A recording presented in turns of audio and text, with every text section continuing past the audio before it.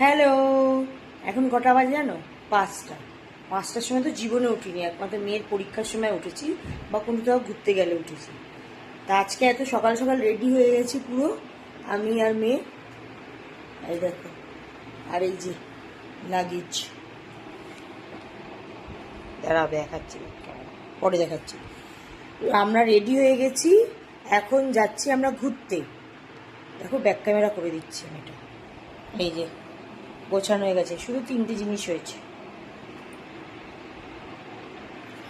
আমরা যাচ্ছি নর্থ বেঙ্গল। তা আজকে তো আর নর্থ বেঙ্গল যেতে পারবো না, আজকে যাব হচ্ছে শিলিগুড়ির আশেপাশেই যাব, যতক্ষণ পারবে গাড়ি চালাবে।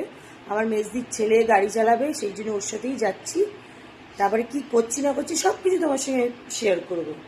তো ও প্রথমে সঙ্গে থাকবে এবং কি কি করছি না কিছু সব কিছু দেখবে। গুড মর্নিং বলেছিলাম, মনে নেই। Good morning, tata.